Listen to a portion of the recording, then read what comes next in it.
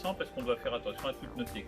Donc, petite information, on n'attaque jamais bien sûr de l'escrime sans avoir fait des échauffements. Je pars du principe que vous les avez déjà fait. Donc on va commencer maintenant l'aspect technique. Bon, les dernières fois, qu'est-ce que nous avions vu? Nous avions vu 2 ou 3 techniques. Déjà les déplacements, je vous rappelle qu'on les avait fait. Donc la garde qui se permet d'être à gauche ou à droite. À gauche, l'avantage, c'est de leurrer un peu l'adversaire, comme on l'avait dit. C'est-à-dire qu'on peut faire un développement pour pouvoir le toucher. On avait dit aussi que l'épée main droite peut protéger les lignes hautes. Et bien sûr, la dague protège les lignes basses, ce qui fait qu'on est protégé sur toutes les lignes normalement. On avait dit qu'on mettait aussi, que ce soit en garde à droite ou en garde à gauche, le corps légèrement de retrait, de façon à épargner ses zones vitales. C'est pour bien sûr l'impression, en faisant des schémas artistiques, c'est pour donner une impression. Maintenant, on a vu quoi d'autre? On a vu qu'il y avait des gardes qu'on pouvait faire, gardes dites parallèles.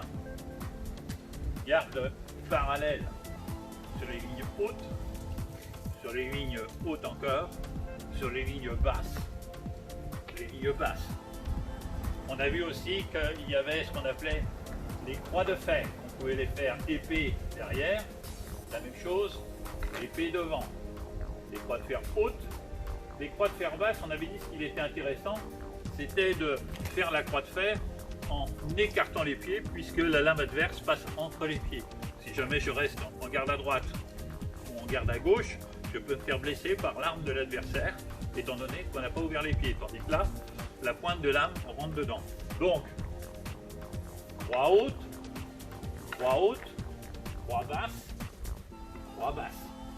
Même chose, on va avoir ce qu'on appelle les croix de fer latérales à gauche, croix de fer latérale à droite. Voilà, donc ces petits rappels de parade, vous vous en souvenez, ce qui nous permettait aussi de faire, quand on faisait de la parade parallèle, de pouvoir faire de la reprise d'armes, de façon à les pouvoir placer un estoc ensuite, tout en gardant le fer de l'adversaire. Donc toutes ces petites choses, c'est un petit rappel. Maintenant, place à la nouveauté.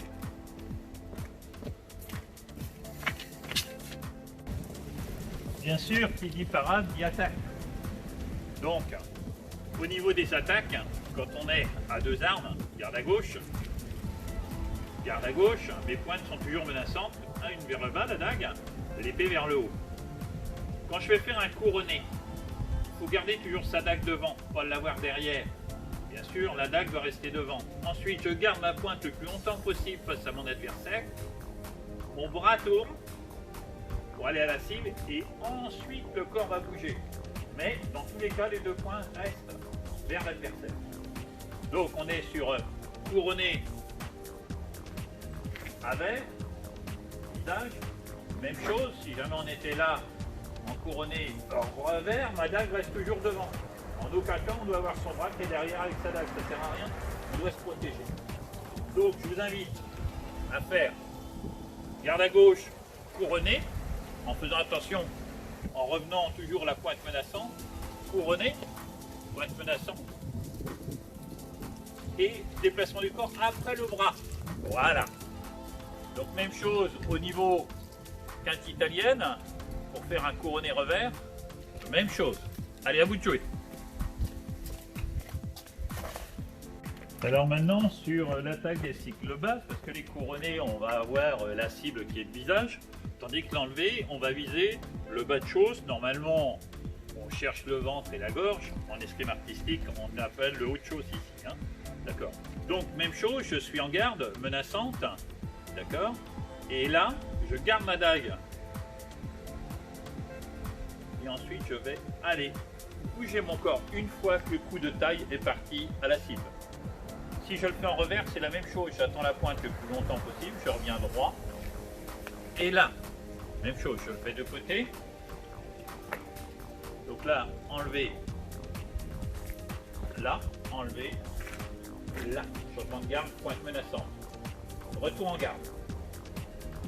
Voilà, vous faites un petit peu d'enlever pour vous entraîner et des couronnés en même temps.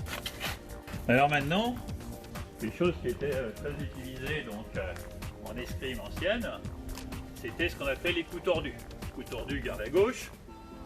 On fait mine de partir en couronné pour aller sur une cible haute. Par contre, on va à la cible basse. Bam. Je reviens, même chose. Je vise le haut et je reviens en bas. Donc c'est ce qu'on appelle les coups tordus.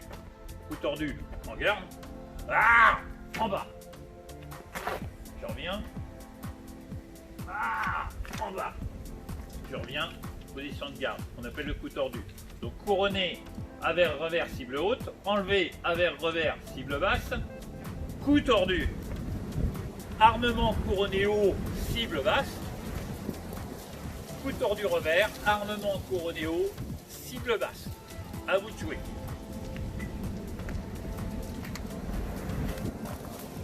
Alors maintenant, il nous reste à voir ce qu'on appelle des taillés tranchés. On aura vu en fin de compte tous les coups de taille.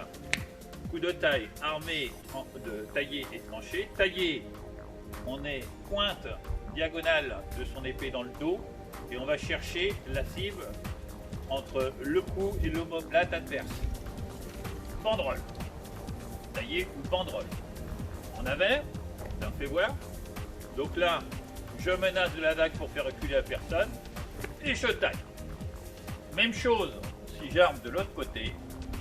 Bien sûr, la dague est devant, elle n'est pas derrière, je me protège toujours. Banderole ou tranché. Le fais en latéral. Je suis en garde. Je menace. Taillé. Je remenace. Tranché.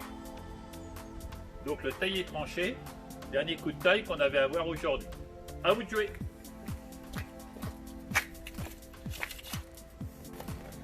Et donc voilà, pour aujourd'hui, la séance est terminée. Déjà, si vous faites bien tous ces gestes-là, ça va être très très bien.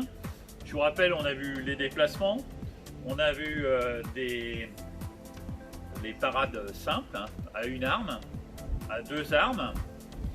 On a vu les parades parallèles.